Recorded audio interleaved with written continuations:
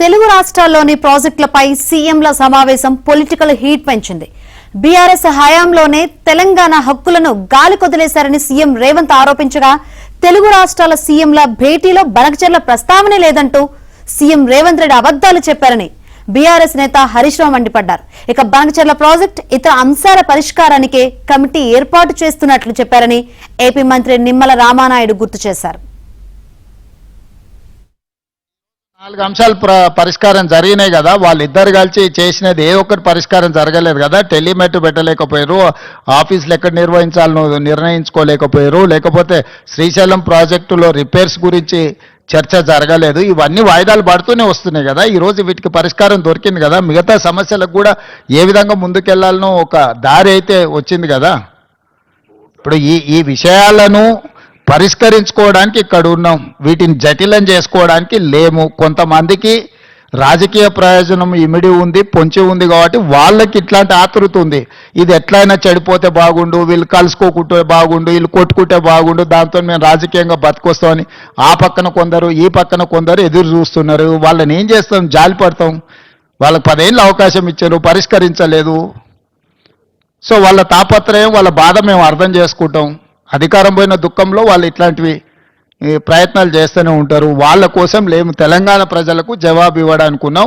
పరిపాలన ఏ విధంగా చేయాలో మాకు తెలుసు, సమస్యలను ఎలా పరిష్కరించాలో మాకు అవగాహన ఉంది. వివాదాలు చెలరేగకుండా సమస్యలకు శాశ్వత పరిష్కారం చూపించడమే మా బాధ్యత. ఊసర వెల్లులు కూడా రేవంత్ రెడ్డిని చూసి సిగ్గుపడతాయి. ఇంత స్పీడ్గా మాట మార్చరు. మధ్యాహ్నం బైకాట్ అంటివి, రాత్రికి ఢిల్లీకి చేరుతీవి. పోనీ ఏమన్నా మారిందా? మారిందైతే ఏమీ లేదు. బనకచెర్ల మీద ఒక జర్నలిస్ట్ ప్రశ్న అడిగితే కడతామని ఎజెండాలోనే లేనప్పుడు ఆపమనే ముచ్చటే రాదు. This the exact word told by Revanth Reddy. ఎజెండాలో చూస్తే ఫస్ట్ పాయింటే గోదావరి బనకచెర్ల. రేవంత్ రెడ్డి దాని చర్చే జరగలేదు. చర్చ జరిగితే కదా మేము ఆపమనేది అంటాడు. ఎవరిని మోసం చేస్తున్నావు రేవంత్ రెడ్డి?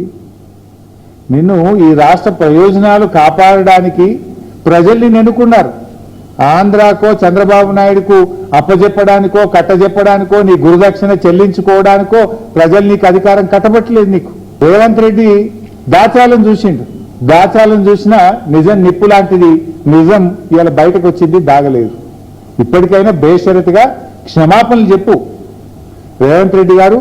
బేషరతుగా నువ్వు రాష్ట్ర ప్రజలకు ఇంత బాహాటంగా అబద్ధాలు చెప్పినందుకు నువ్వు క్షమాపణ చెప్పాలని చెప్పి ఈరోజు మేము డిమాండ్ చేస్తా ఉన్నాం. పోలవరం బనకచెర్లకు సంబంధించినటువంటి ఏదైతే ప్రాజెక్టు మీద ఆంధ్రప్రదేశ్ రాష్ట్రం ఇచ్చినటువంటి agenda, at the same time ఏదైతే కృష్ణా గోదావరి యొక్క నీటి లభ్యత మీద తెలంగాణ ఇచ్చినటువంటి అంశాలు ఏవైతే ఉన్నాయో వాటన్నిటి మీద చర్చ చేసిన తర్వాతే ఇందులో టెక్నికల్ ఇష్యూస్ ఇన్వాల్వ్ అయ్యి ఉన్నాయి. కాబట్టి ముందుగా టెక్నికల్ పీపుల్ అదేవిధంగా అడ్మినిస్ట్రేటివ్ ఆఫీసర్స్ తోటి కమిటీ వేసుకుని ఒక రోడ్ మ్యాప్ మనం ఏర్పాటు చేసుకున్న తర్వాత అప్పుడు మీటింగ్, ఇరు రాష్ట్రాల ముఖ్యమంత్రులు కేంద్ర జలశక్తి ఆధ్వర్యంలో మీటింగ్